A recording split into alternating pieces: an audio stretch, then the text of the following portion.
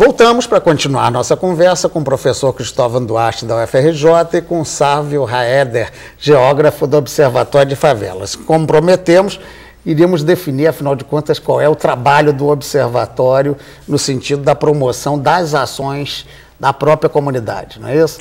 O Observatório de Favelas foi fundado há cerca de 7 anos por Jailson de Souza e Silva, junto com Jorge Barbosa, professores universitários com trajetórias também de origem popular.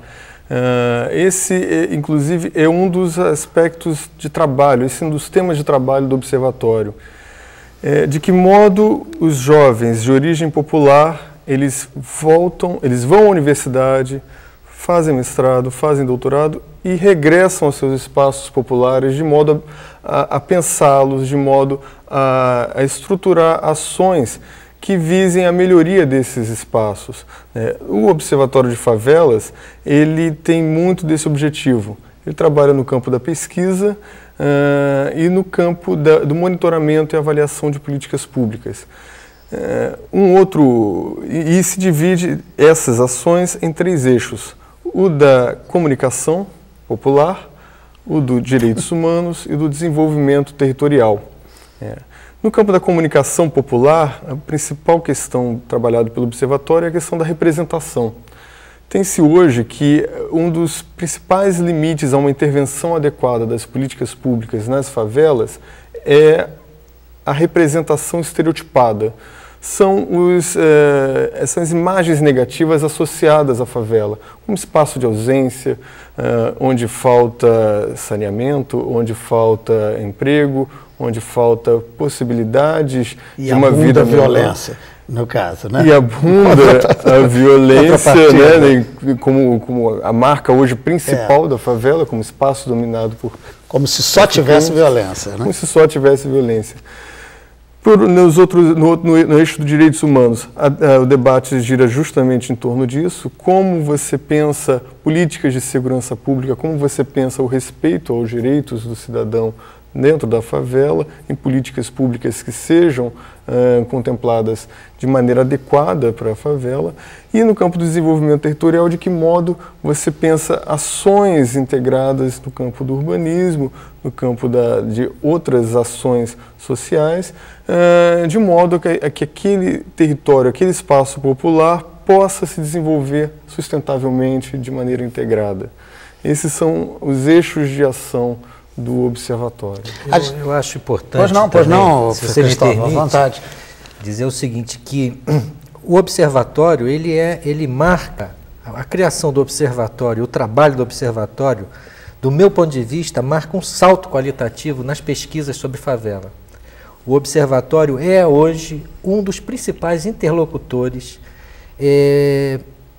para o tema da favela. E nós temos feito parcerias na Universidade Federal, através do meu programa de pós-graduação em urbanismo, né, onde eu desenvolvo a minha pesquisa, com o Observatório de Favelas, temos participado de trabalhos conjuntos e o meu testemunho é esse, que são daqueles momentos em que você percebe uma produção de ideias, de sistematização de saberes que produz um salto qualitativo.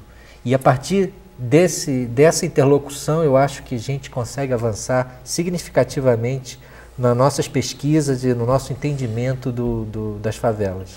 Mas me parece que me chama pelo menos a atenção como não acadêmico de fora do assunto é que o termo Observatório de Favelas teria muito essa noção da pesquisa, da observação. Mas, de um momento, acho que 2 anos depois, nem tanto, não só observa como tem ação. Não é isso? Vocês reúnem jovens para dar objetivo de vida para esses jovens, promovem uma série de ações sociais, né? Arrumam recursos para jogar dentro das comunidades. Então, na prática, o cientista passa a ser também um executor de políticas públicas? Pode ser até um pouco isso?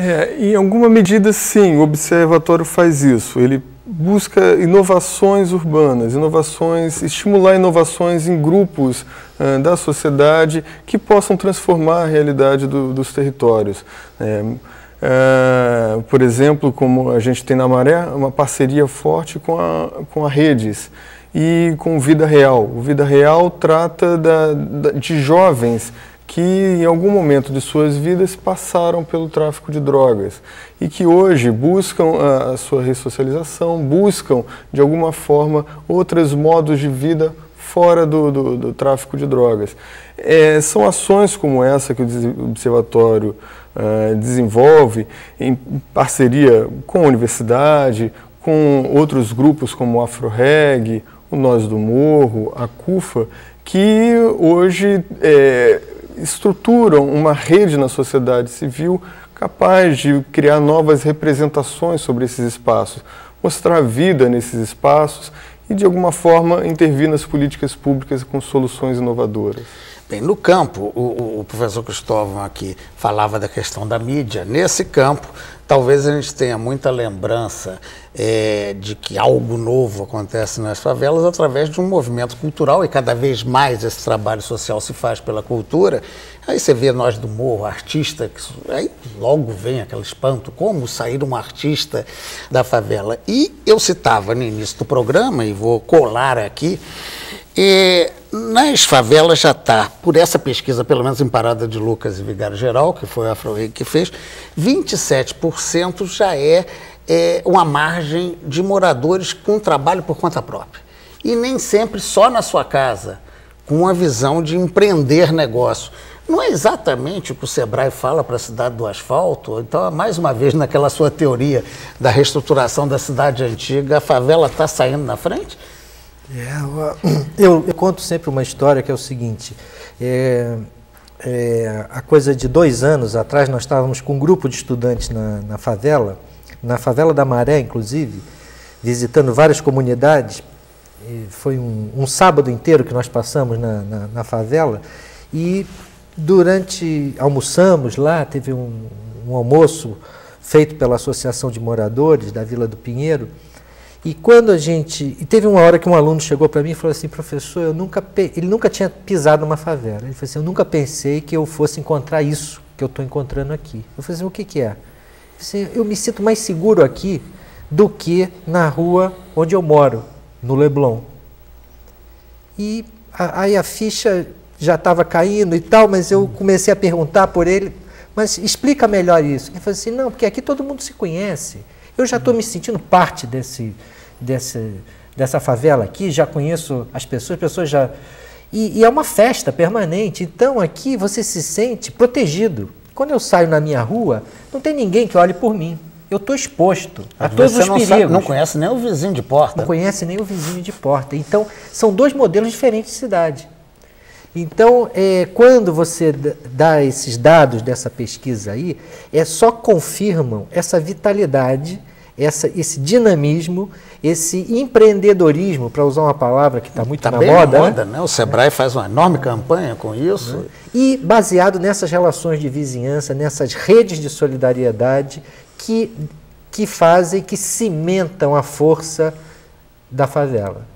Porque a impressão que você tem quando você olha para aquela forma aparente de casinhas tão rudimentares, tão frágeis, nas encostas, sujeitas a enxurradas, a desabamentos, e você vê que aquilo tem uma força que aparentemente você não consegue explicar. E essa força vem daí, vem desses laços de sociabilidade, dessa apropriação do espaço pelo coletivo. Eu acho que é isso que a gente tem que olhar, sabe? A gente precisa de sonhos compartilháveis. Esses são sustentáveis. O sonho que eu realizo e que te deixo de fora não é um sonho sustentável, porque eu não consigo compartilhar. E dizia o Tom Jobim que é impossível ser feliz sozinho. Exatamente, no caso da favela não dá para ser sozinho. Bem, um aspecto a partir dessa sua observação, e eu retomo um pouco, Sávio, o que a gente tinha falado sobre solidariedade e individualismo, de certa maneira a gente vai partir daquele princípio. Bem, o empreendedor é, em princípio, um ser de empreendimento solitário, né? Ele é o seu negócio. Como é que existe dentro das favelas essa relação hoje de solidariedade versus esse individualismo tão criticado, né, do asfalto, digamos assim?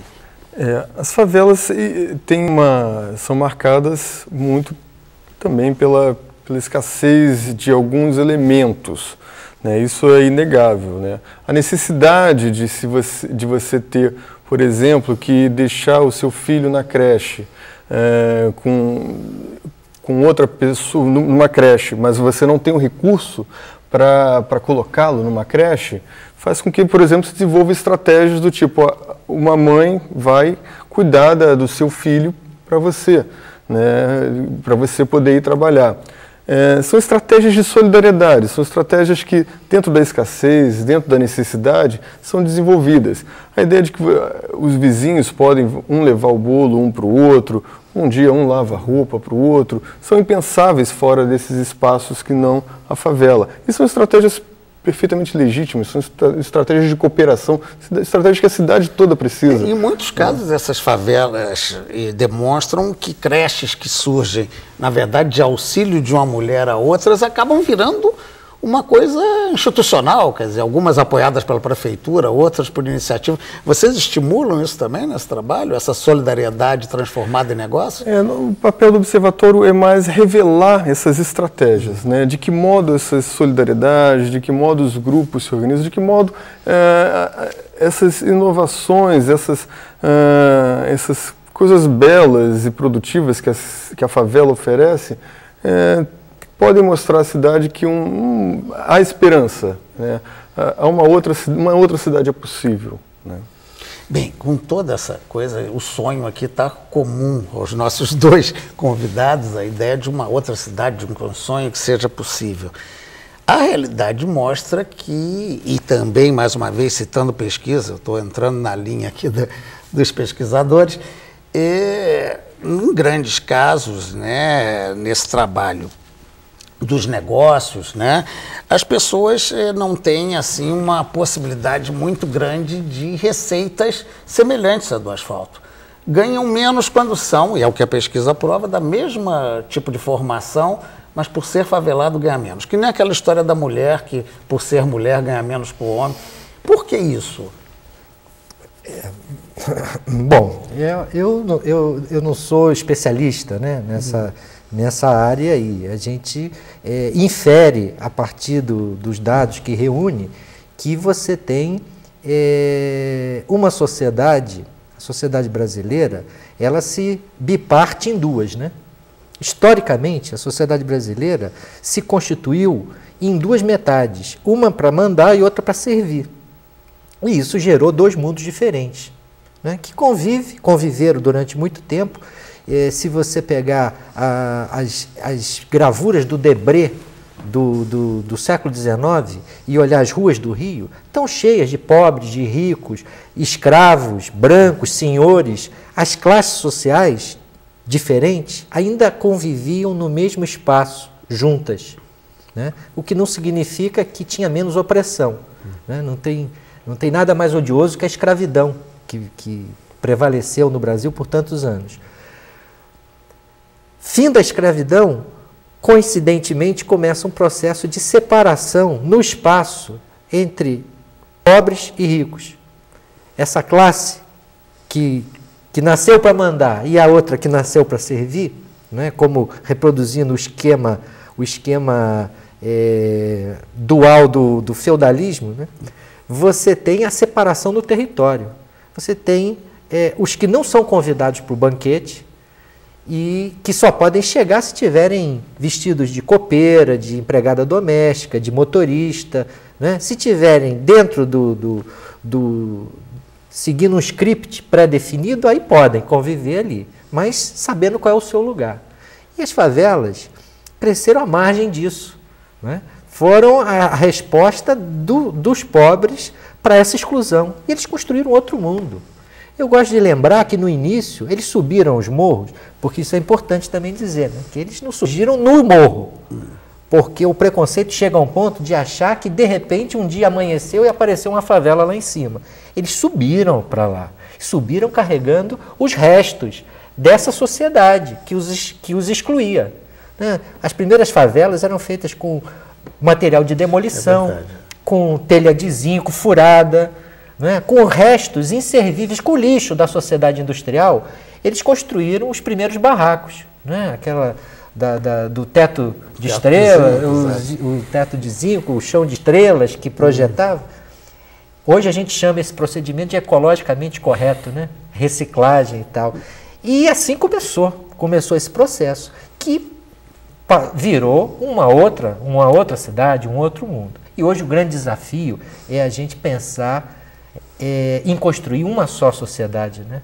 Construir um só mundo, construir uma possibilidade de futuro para os nossos filhos, para os nossos netos. E é isso que está em jogo. E é disso que se trata, no fim das contas, né? De acabar com a cidade partida. De acabar com a cidade partida. Como diria o Zônia Ventura. Bem, nós vamos a mais um intervalo e no último bloco aí a gente vai discutir um pouquinho das soluções dos cientistas para a questão que envolve as favelas.